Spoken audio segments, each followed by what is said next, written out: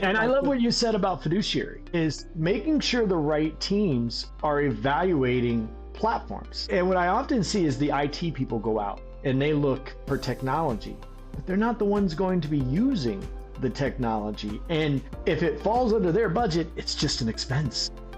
Yeah. They don't get any kind of that benefit. So making sure that you have, I would say a cross-department team evaluating potential. You got somebody from IT, you got somebody from HR, you got somebody from ops, and any other stakeholder department. Have a group of people, because some of them are going to be fiduciaries, like, hey, my bonus depends on whether this works. But some of them are going to look at it as pure, it's just more work. That's it. It's just more work for me. My team is not going to get the benefit of all of this. We're just going to get the effort. And so making sure you have the right people looking at technology. Welcome to the Contact Center Gurus, the podcast for contact center and customer experience leaders. Learn best practices, new technology, tips and tricks, and more. Listen in.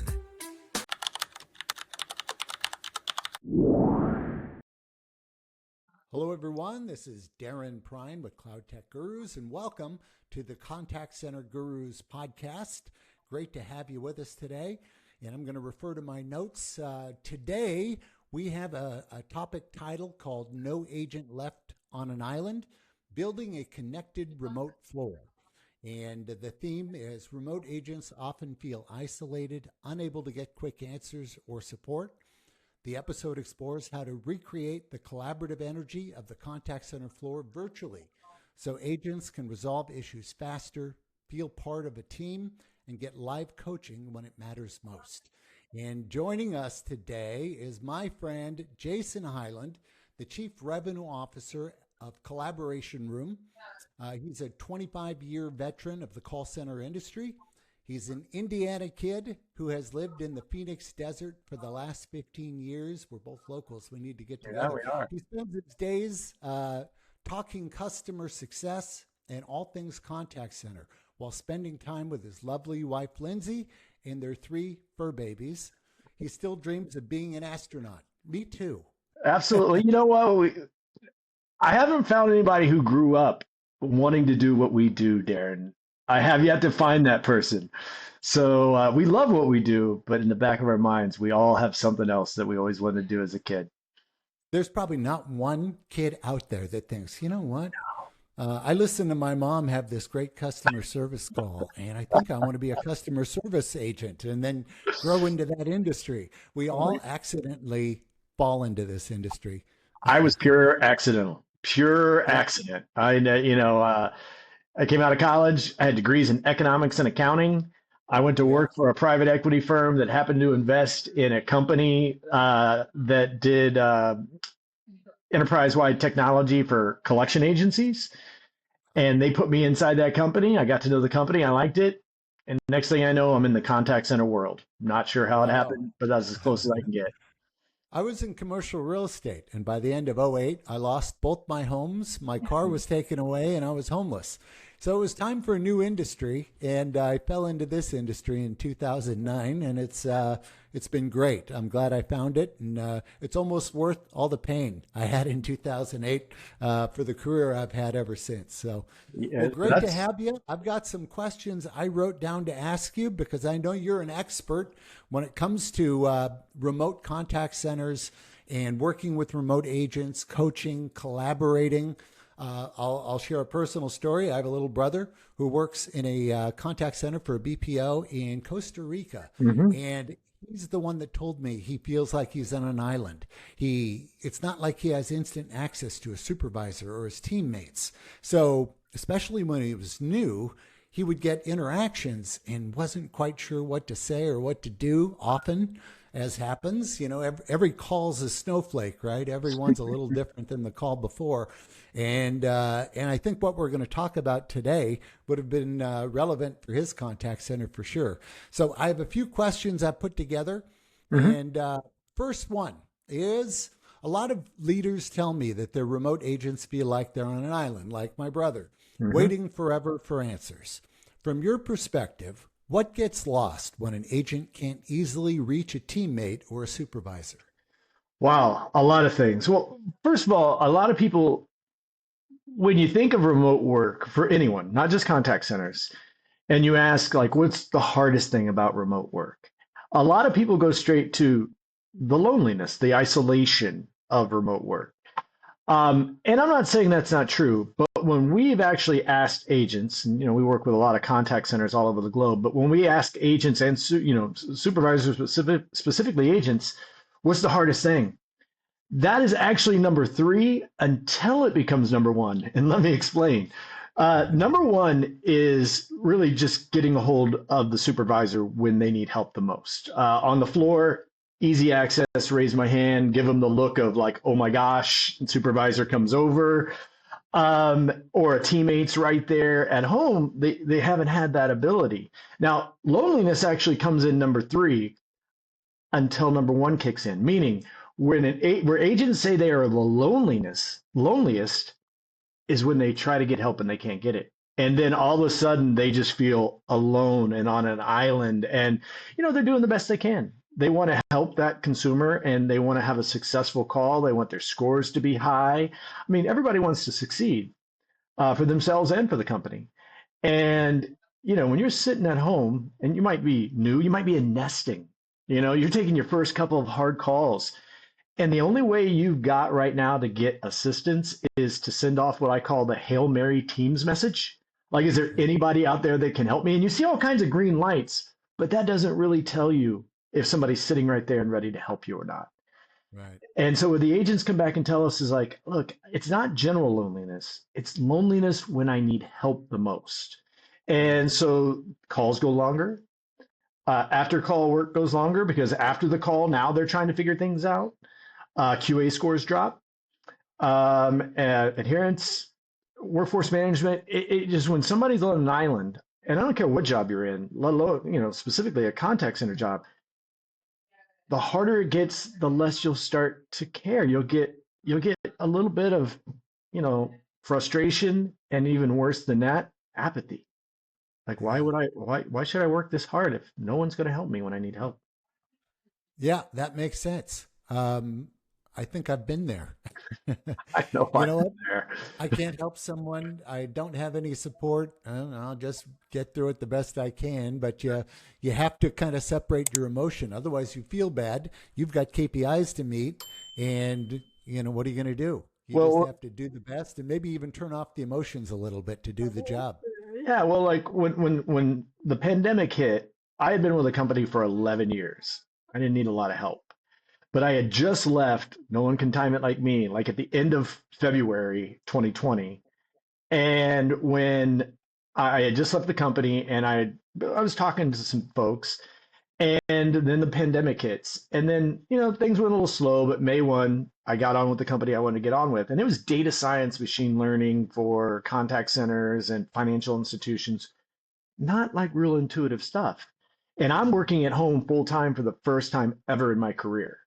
Mhm. And I was absolutely alone. I didn't know who to go to for help. I was learning my job from YouTube because I didn't know the people very well, and I felt like I was bothering them if I did ask for help. And but yeah, I learned my job mainly from YouTube. Is where I learned to understand data science and machine learning. So Wow. I've been Well, there. That yeah, was my that's good to first, see. yeah, that was my first one. So when our CEO, who had been a client of mine, came to me 2 years later and was like, "Hey, I started up this platform," it hit home. I went right back. I had a little PTSD from those times of Wow. sitting at my desk, not knowing what to do next. Yeah. So, I guess this is a good point to share with folks what your company Collaboration Room does. Yeah. Well, what we do is we help contact centers solve the problems that have existed mainly since the pandemic, and that is prior to the pandemic, 90 some percent of all contact center agents were on a floor where it was productive, engaging, it was easy to coach and train and support, and it was secure. And then fast forward, pandemic hits, everybody scatters. And what we see today is, most people think that they see all these return to office mandates and people are going back into the office. But when you dig down a little deeper, that's not what's happening in contact center worlds globally. Actually, they continue to grow. They contracted a little bit. They found out that doesn't really help with retention and recruitment. So they've had to start going the other way. So what we do is we offer a Collaboration Room. It's a virtual contact center floor platform that allows your frontline leaders to engage and coach and train and support these agents just like they were all sitting together. And then depending on what kind of projects you're working on, we do have some AI tools within the platform that allow you to ensure that that home office is conducive to your security and compliance policies. And if you're BPO, even more conducive to your clients' security and compliance policies. So making sure that there's like, if it sees a cell phone, it'll let the supervisor know. If it sees another person in the room, even with a blurred or virtual background, it'll let the supervisor know. Now, you might not have a problem with that. You can just turn it off. Or you can have that on, and what we find is our clients don't get too many alerts once they turn it on because people, mentally, they start responding like they're back on the floor. Absolutely. I've toured BPOs where they have they'll have a separate room or contact center where it's a clean desk policy based on their clients. They have lockers outside the room where everything has pens, papers, phones, everything has to stay there. There's nothing on the desktop.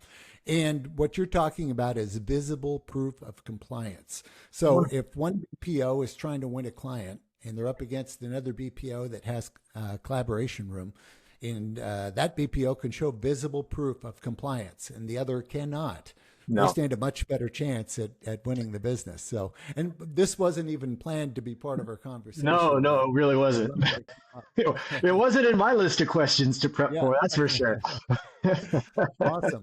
Well, I'll get back on track. My next question: supervisors often discover issues hours or days after a call, when the chance to fix it is long gone. How do you see leaders closing that coaching gap so agents can get help in the moment? Yeah, that's a great question. And I'm not saying that post call, like I posted something on LinkedIn about like how being able to coach in real time was important. And these post call, they're after the fact, they're reactionary.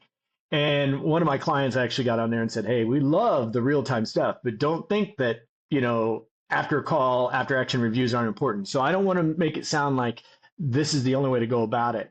But yeah, let me ask you this, Darren. If you had an opportunity to stop an issue from happening, would you rather do it after the issue's already occurred and then just hope for it in the future, or would you rather have an idea that issue is occurring in real time to where you could jump in there and help that agent out so that they don't make that mistake? Mm-hmm. And the tools that we have. That was an example. So a long time ago, I've been around for a while, we had two different suppliers in our portfolio that provide coaching, QA automation, analytics. Yeah. One offered both post analytics and real time. The other just post.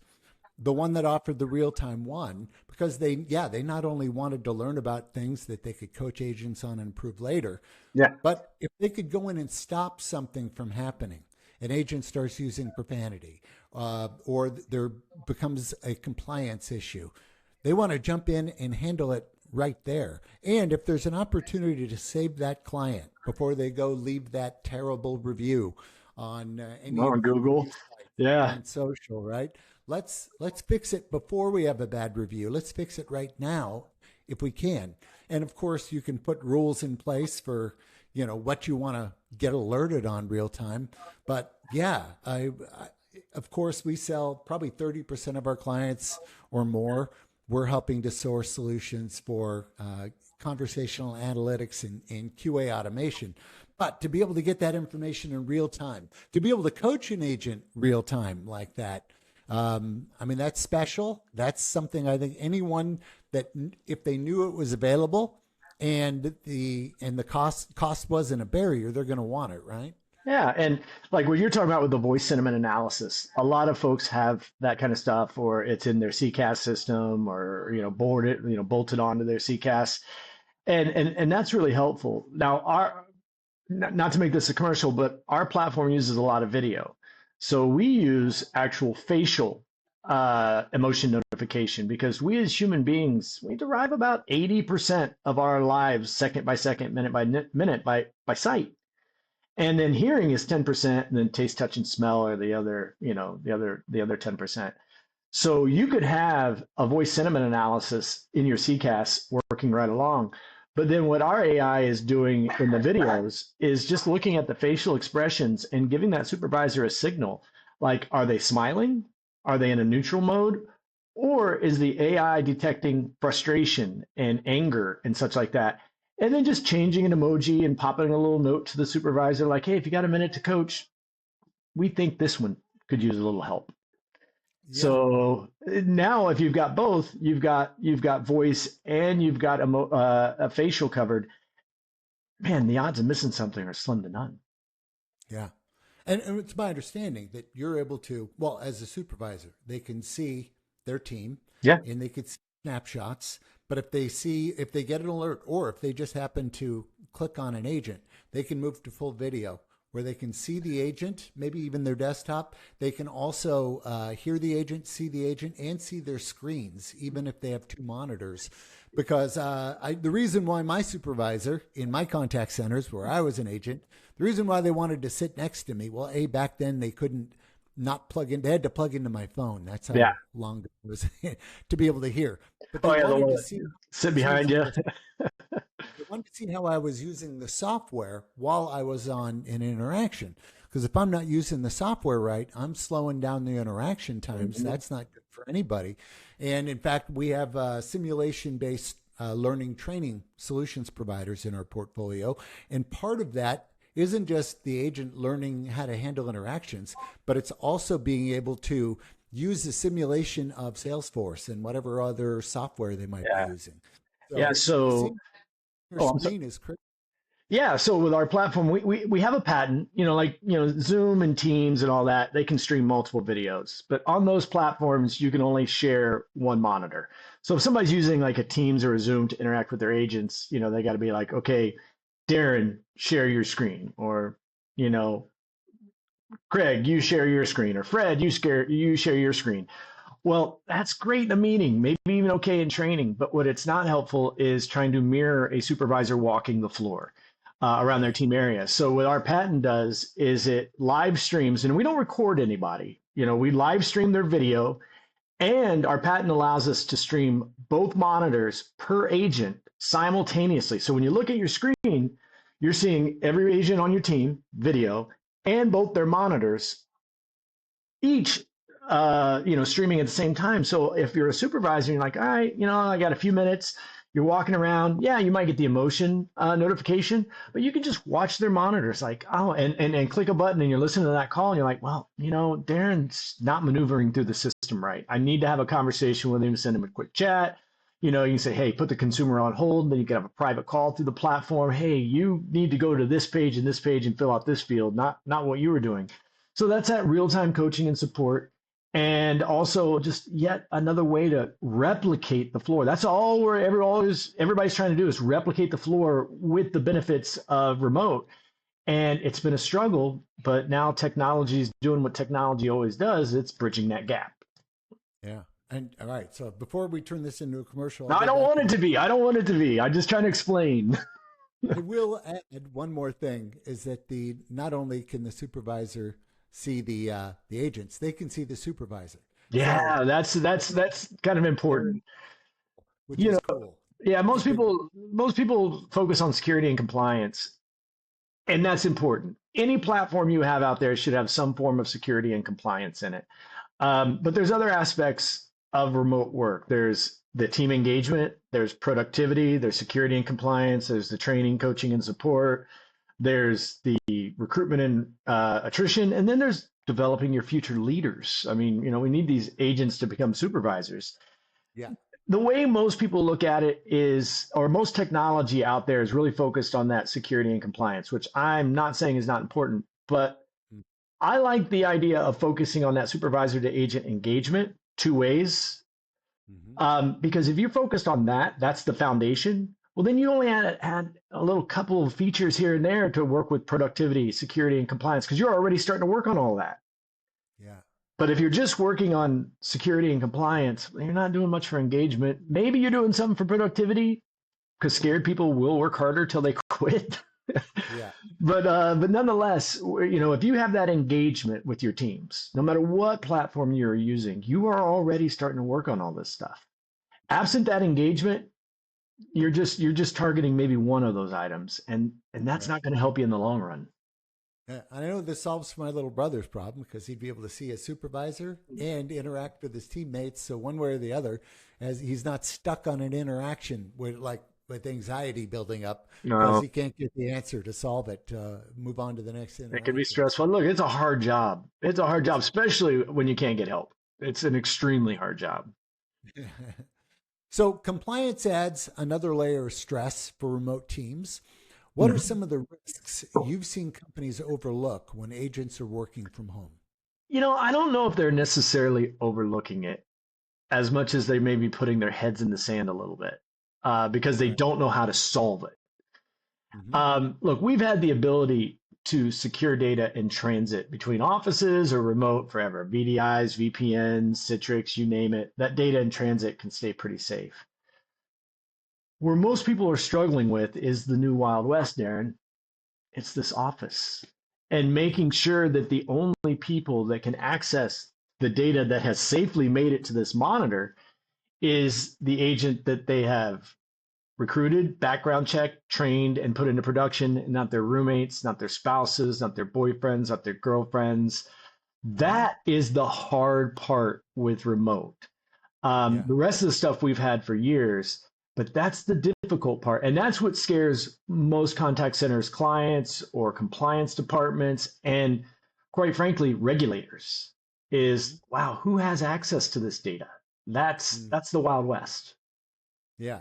And knowing that if somebody that, based on compliance, should not be seeing that agent's screen, knowing that if that happens and being able to shut it down, jump in, get involved, do whatever you need to remain compliant, some other face that's not Yeah. recognized into the screen behind the agent. Or how about this? They're supposed to be working. You've already vetted out their home office. Their Yeah. office is fine. It's not next to the TV. It's in a private, secluded area. But they decide they're going to try to work from Starbucks, where there is no way they're going to be compliant because a whole bunch of people can walk behind them and see their screen. Yeah. You could see that and stop it.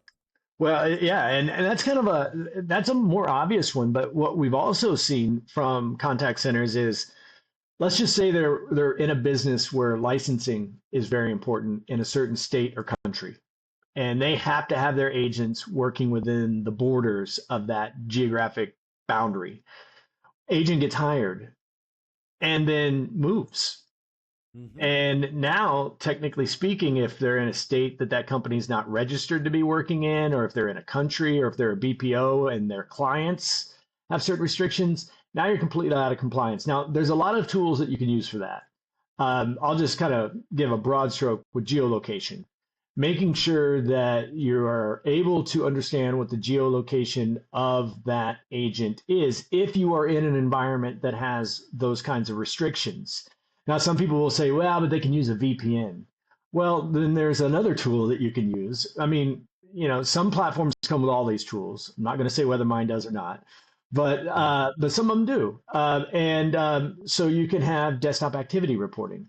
So imagine you got geolocation that's telling you where they're logging in from, but to understand if they're using a VPN to mask that, then you've got desktop activity reporting that can tell you what apps they've launched on their desktop.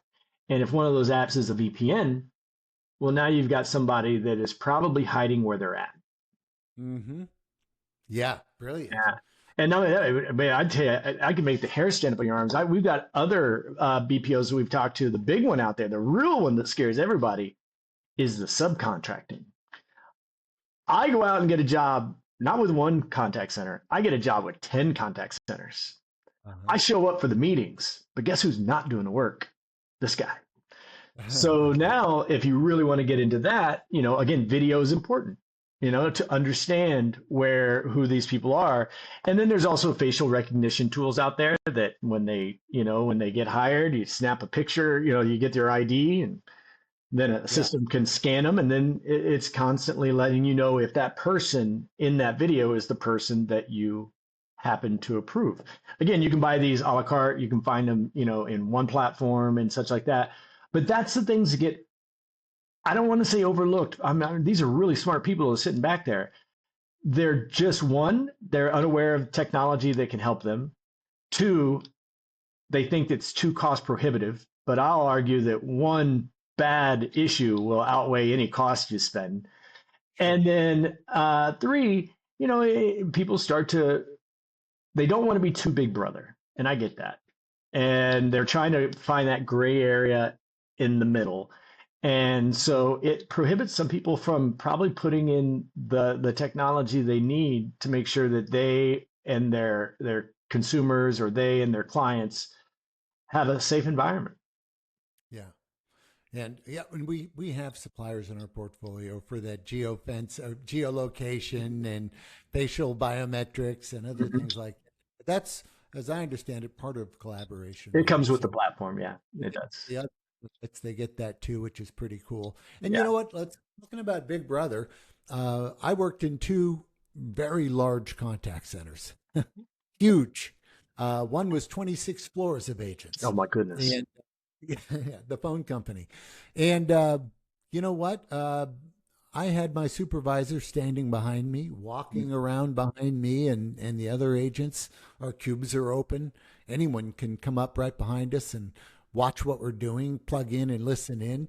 And, and yet sometimes people don't think of that, Big Brother. But if you're doing exactly the same thing Yeah. with an agent working remote, how is that really Big Brother when it's really, as you said, creating a virtual version of what you have in any brick and mortar contact center? I get asked a lot who my competitors are, and there are some technology competitors, but I answer it with a couple technology competitors out there, but I say my biggest competitor is perception. People have this perception that having a camera and seeing their monitors is somehow Big Brother. And speaking to what you do, I ask them all the time. I'm like, well, help me understand that. Well, it's a camera. I'm like, well, do you have cameras on your floors? Yeah, we have cameras on our floors. I was like, do you have cameras in the parking lots? And they're like, yeah, we have cameras in the parking lots. I was like, do your agents need a key fob to get from where they're at to another room or hallway? Oh yeah, you need your pass anywhere you go. I'm like, so let's change our perception here, our perspective.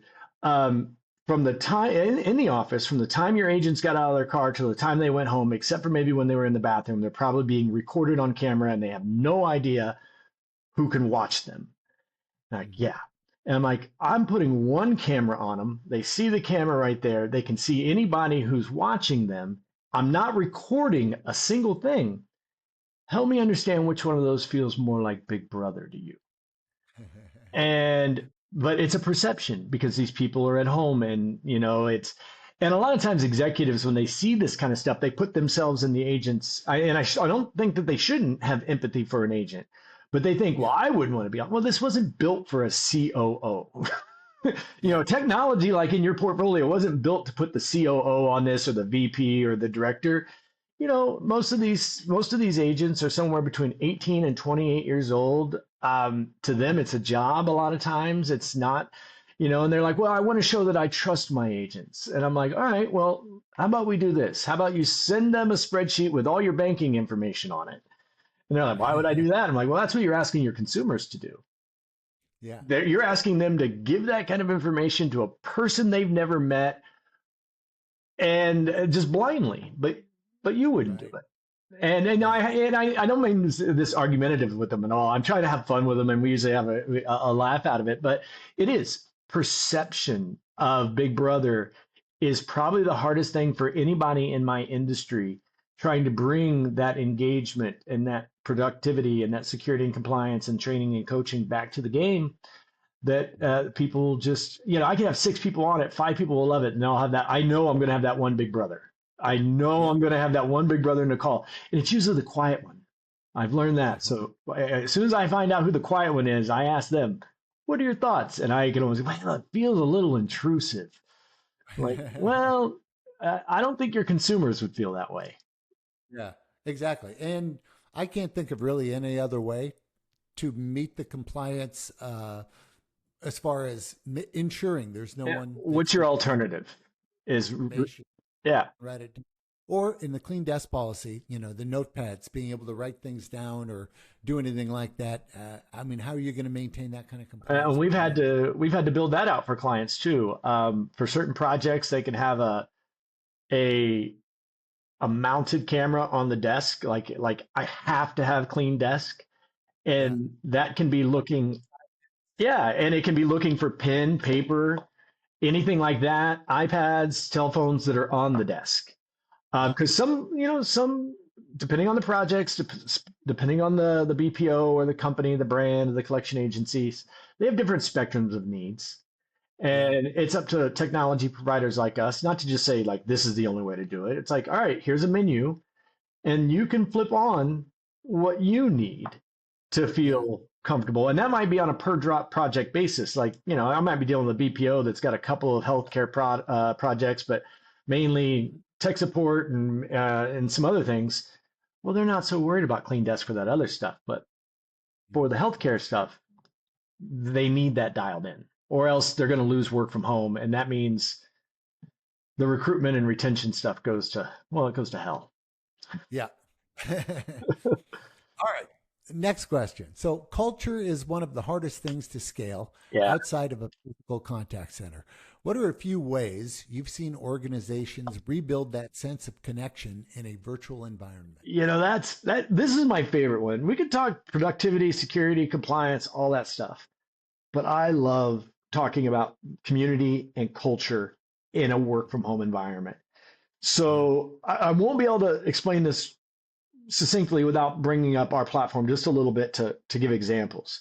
So we've got like one client that came on, they're a BPO out of Utah, and they were doing about 100 people on an initial project just to test things out. And we got on like the first call, and the director was having so much fun. And I'm like, so tell me, what is your day like? You're not on, you're not in one of the production rooms for the supervisors and agents all day long. She's like, no, but I go in there.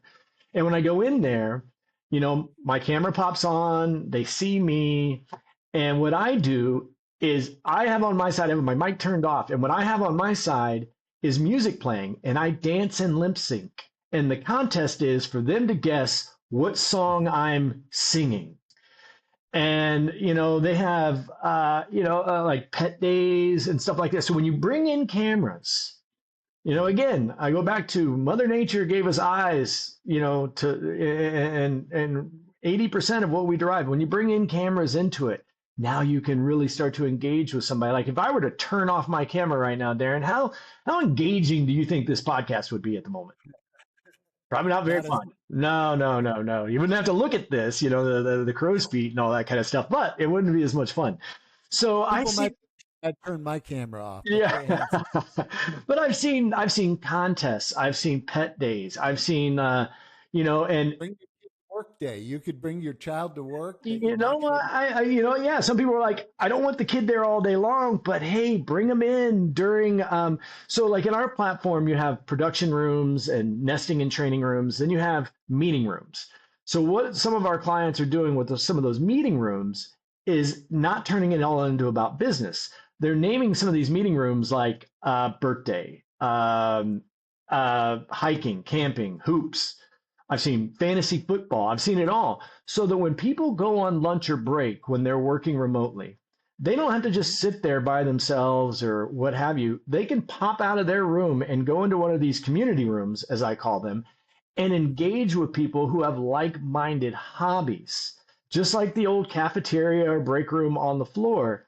And you can have people from all over the world now getting to know each other in a way they never could before because they Yeah. wouldn't have known. Like we're both interested in hiking. One of our developers and I, we've become really great friends because he's really into hiking over in India, and I'm really big into hiking here in Arizona. So we talk hiking all the time. There's a lot of that in these contact centers. They're just not giving them the channel Mhm. of which to get to know each other. And that's one of my favorite things about the application is bringing people like you and I are right now back together, but in a, with some guardrails, depending on what clients want, and being able to just engage and build community, build culture again. Yeah. Some people won't go remote because of culture. They're like, well, it's not our culture, or they won't use Yeah. cameras because it's not our culture. And what I'll tell everybody is every company's had to look at their culture at one point in time and decide whether their culture was the thing holding them back or not. Right. Because Yeah. I cultures love have to seeing that. evolve. They have to evolve based on the times and such like that. And so that's what our clients are doing, and I'm seeing other contact centers doing, is they're evolving their culture based on the remote world, not holding on to their culture, white knuckling it and keeping them from going into that world. Exactly. I love that. I never thought of the culture aspect Yeah. because, when I've been remote, there wasn't any of that. So that's brilliant. So getting people together. Also, that lends itself to talking about problems they're having with their other agents that they're chatting with about hiking or whatever Yeah. else. And agents sharing ideas about how they handle certain interactions or types of problems.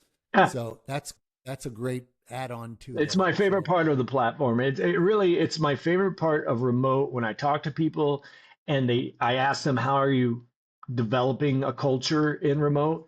It's one of my favorite questions to ask people because I find so many different answers and unique and imaginative ways of doing it. But the people that think they have to give up culture to go remote, Mhm. I just think that they're not using their imagination enough. Yeah.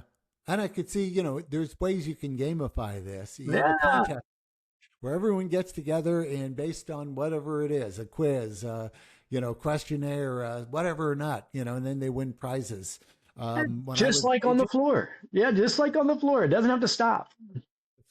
and we did that. I won so many contests. Uh, Picnic basket or the bike or the How many whatever else. Starbucks gift cards do you have in your drawer right now that you haven't even cashed in yet? You drink Starbucks. It's a shame. I have them, but I don't use them. Good for my girlfriend. There you go. Um, so, last question. Most leaders I talk to don't want another 12-month science Yeah. project. You had 90 days to prove impact in a remote contact center. Where would you start? Yeah, that's a great one because look, it's not like people have like IT people sitting around twiddling their thumbs and such like that. So first off, one of the most important things is to be able to understand what your resources are and find projects to test that align with those resources. I've yet to find a contact center that's like, yeah, I got a ton of IT guys just sitting back waiting for something to do. So like with our platform, we build it to be operationally driven. We only need about an hour or two with IT. And there's a lot of other companies out there that are realizing that if you're building a product that IT has to manage or operations has to go to IT to get things changed or something like that, it is going to be an absolute like running in mud. So I would say that now, if you've got only a limited number of resources and you're looking for quick growth, is find those platforms like implementations are, a couple weeks where you can get a proof of concept up and then where you can measure that proof of concept, those KPIs, those production KPIs or whatever KPIs are important to you to get to that ROI number in a short period of time. Like for us, it's typically implementations like 2 weeks, and then we usually run 2 to 3 weeks, just allowing the agents and the supervisors to kind of build their muscle on the platform. And then once they're used to it, maybe 4 weeks in, we're like, okay, let's start measuring. What KPIs are important to you? So we list out those KPIs, and every week we're looking at those KPIs. And usually within about a month, our clients know whether they're getting, that return on investment. And we've seen anywhere from 5% returns up to 27%. Anybody watching this, I am not promising you a 27% return. That's our best case study ever. But we see a lot in that 10 to 15, and you can find a lot of those. Mm-hmm. The problem is people get inundated with these technology platforms that are like, like you said, a science project. It's a year and a half. That's taking up resources. That's taking up strain, and it's taking up what I call implementation fatigue. Is people just get tired of working on the implementation of something. Yeah. So yeah, I think you got to find things that you can get quick hits while you're working in parallel on those long ones, Yeah. and that keeps people kind of refreshed. They're not working on just one project all the time and just like sick and tired of telling you about it and giving you updates on it and being on calls about it. And so if you can find quick hits that get you good lift, that 30 to 60 day ROI, I mean, go for it. But some people are just, I think they don't believe that they can they've been burned a lot by people saying, yeah, oh, implementation's easy, you'll be up and running in no time at all. But if you do your due diligence, you can find those. You really can. I ultimately, this is just my opinion. I'm probably wrong. I'm sure a lot, Oh, I'm a sure lot. I've been wrong several times on this call, so go for it, brother. Join me. I, I tend to think that there's not enough people with the fiduciary, because if there's enough people, because if you don't have a fiduciary, you don't want to learn a new software. You don't want to use something new, train people on something new. It's Change is just a hard. hassle. Yeah, it's hard. But either you really care about your contact center and you want to do things that improve it, you want to help improve all areas of your contact center so that you're not going to be one of the ones laying people off if a recession comes. But typically it's someone with a fiduciary that needs to be looking or setting up an environment where the people below them are going to analyze solutions like Collaboration Room. Yeah. And there's so many that could create such an ROI hit very quickly that not only improve performance, but reduce costs, which I would think every contact center right now, with 40+% of analysts saying that we're due for a recession, I think that in every area possible, you'd want to cut costs. And if cutting costs also comes along with improved efficiency, happier agents, less attrition, you've got knowledge management solutions. Let's fix self. Let's get agents answers more quickly.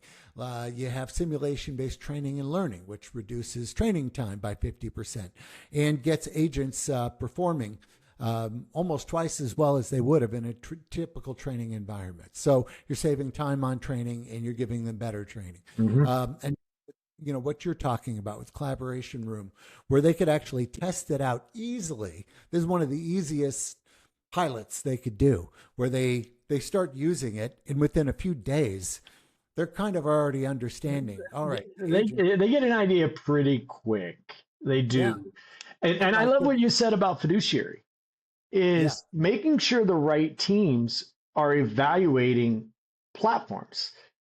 And what I often see is the IT people go out and they look for technology, but they're not the ones going to be using the technology. And if it falls under their budget, it's just an expense.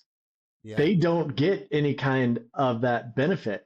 So making sure that you have, I would say a cross department team evaluating potential. You got somebody from IT, you got somebody from HR, you got somebody from ops, and any other stakeholder department. Have a group of people because some of them are going to be fiduciaries like, hey, my bonus depends on whether this works. mm-hmm. But some of them are going to look at it as pure, it's just more work. That's it. It's just more work for me. My team is not going to get the benefit of all of this. We're just going to get the effort. And Yeah, so making sure you have the right people looking at technology. And I usually suggest a team, a cross-departmental team, as opposed to one department. Look, I see all too often IT goes out yeah, and looks for it. They're not trying to, they don't live in the operational problems. They might hear about them in meetings, but they don't live in them. So if you're looking for technology to solve an operational problem, but you don't have operations involved in the initial vetting of the technology, well, you're probably not going to find what you're looking for. yeah, yeah. I agree. Yeah. So at the moment you have contact center, which is people with CX or customer service, customer support in the title, head of Mhm. contact center, head of CX. They're the ones that ultimately their departments are going to be using software for the contact center. Mhm.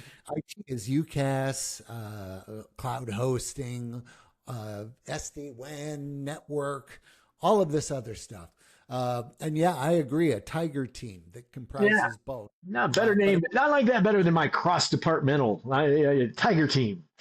yeah, I think everybody needs a tiger team, and they got to have somehow give a fiduciary to more people, because if they see ways like this is agents would want this, supervisors would want this. QA team, if anyone still has a QA team, it isn't automating that. Oh, and Well, maybe, training oh, loves it. I mean, imagine being a trainer today. yeah. Especially though, like during nesting, where you used to run around, and all these hands are going up, and now you're just getting IMs. I mean, Hmm. that's really really hard. So, yeah, yeah, I like that tiger team. I'm a big Yeah. fan of that term. Did you coin that? Just out of No, curiosity, I'm trying to figure use out if I that. can reuse it. I think it's a common term that I'd never heard till a buddy of mine that owns a company in the contact center industry told me about it. So you're welcome to use it Thank you, too. sir. Anyone use Tiger Team Uh, as your sourcing and procurement team for contact center solutions, Well, I love and it because yeah, include some training, include your workforce manager.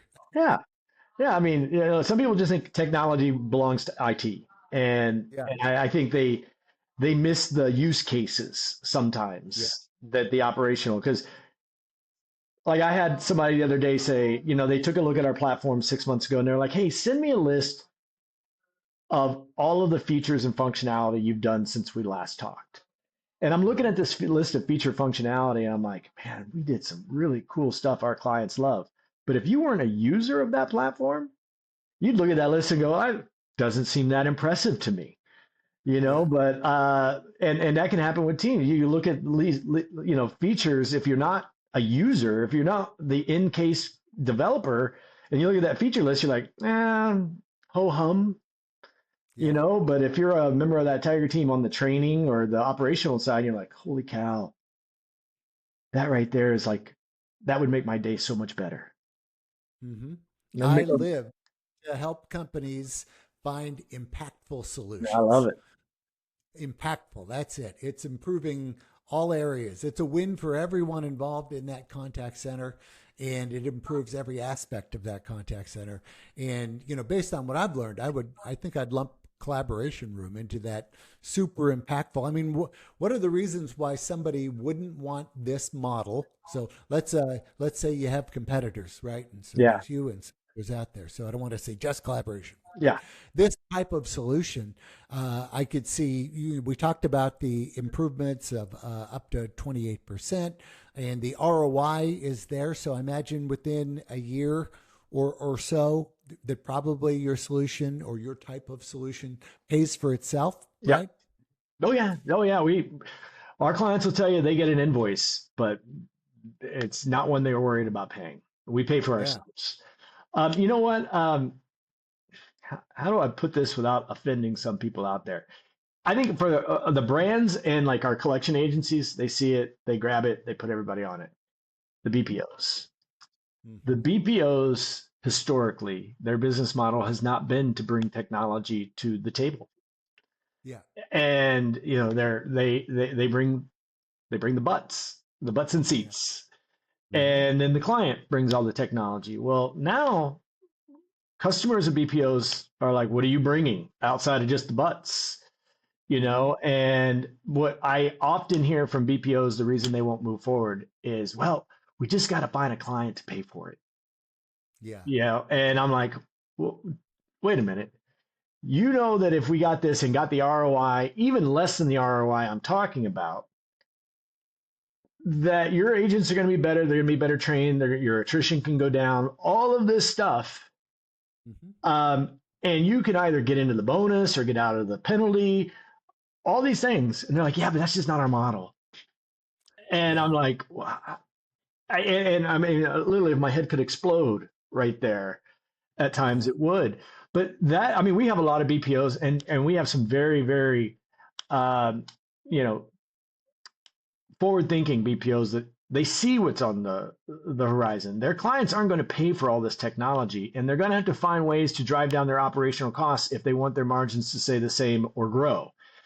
Right. But then there's just those other BPOs that are kind of stuck in the old world, and they're going to die a death of a thousand cuts. Whether it's our technology, anybody's technology, you got to start bringing technology to the table. Mm-hmm. We preach that to BPOs. A you need to be a solutions provider. Yes, they don't want butts anymore. They want value. They want solutions. Yeah. Let butts and seats just be a part of what you provide, and even come to the table with solutions that aren't butts and seats that can reduce the overall customer service costs for a client. Yeah. And you know what? The solutions you're ultimately providing, the stickier you are and the harder it is to leave. If you're a BPO that is providing Collaboration Room, maybe you're providing some AI and some other solutions that could benefit the client, how are they going to leave you? They're walking away from the whole package. It's really, really hard. I think you can get away with even charging a little bit more if you're bringing this kind of value to the table. And I challenge any BPO to basically on RFPs that you're working on. We all love our RFPs, not. That's one thing I love about being one of few in my industry. I don't have to do RFPs. I love that. I just have to help people with their RFPs is all I have to do. I say no, thank you. We're all about relationships. Yeah. But anyhow, a BPO that, it's super competitive industry. There's more thousands of BPOs than I can count, and you're up against competitors on every deal. Bring in Collaboration Room, include it in the demonstration, include it, and then when they're comparing the platform with visual proof of compliance, Yeah, to one not, and all these abilities to coach and train and collaborate that we've discussed here. I would think you're going to win twice as many deals if you brought this to the table, used it in your RFPs or in just your pitches to new clients in general. And it could be an upsell to all of your existing clients. So, hey, I can show you visual proof of compliance plus this, and this. Here's the results others have seen. And now, the clients is actually paying for, your other clients are paying for this. And it's another revenue stream. So let me ask you this question for BPOs. What is the one variable in every RFP that differentiates one BPO from the other? The one variable that inevitably everybody goes to right away. Price. Now, let me ask you this. Is that a race to the bottom that anyone wants to win? No. So they've got to find ways to differentiate themselves outside of price. So many companies, and not just BPOs, so many companies are complaining my margins are getting smaller and smaller and smaller and smaller. I'm like, well, what have you done differently? And they're like, nothing. We just want bigger margins. And I'm like, well, in these RFPs, if you're just coming in at the lowest price to beat the next guy, look, the day my platform becomes the cheapest is the day I get my resume ready. Exactly. Plain and simple. I don't want to ever be the cheapest. I want to add the most value. I want to be price competitive, but I want to add the most value. And if you're a BPO and you can say in that pricing that we'll give you access to our virtual floor, Mr. Client, where you can come in and see the agents working, listen to their calls, watch their monitors anytime you want. You don't have to just jump on a plane twice a year and come over to us. You can literally get in, walk your floor from bed. Well, that's value that they didn't have before. And now you can be a little higher. Yeah, absolutely. There's price and there's value. And ultimately solutions like Collaboration Room, all of these not only make you more sticky and harder to leave, but they increase your value. And if your value is higher, you can afford to bump the price. Bump it up. People bump it up. pay for value. They will. They absolutely will. Yeah. Otherwise, no one would be driving Porsches and Mercedes. Don't say that to my wife. Awesome. Well, this has been great. Gosh, I hope everyone I know watches this because I think there's something for everyone to learn. And certainly you've opened my eyes in some areas such as I didn't even think about culture in a remote contact center till now. Yeah. So this is great. We're going to push this out and promote it here pretty soon. And I hope we get a lot of views because I think people are going to really enjoy this. So, well, Darren, I've enjoyed it. Yeah, I've really enjoyed talking with you today, and I hope you have some safe travels coming up, and I look forward to seeing you again soon, my friend. Safe travels to you too. Take care. Thanks again. Bye-bye.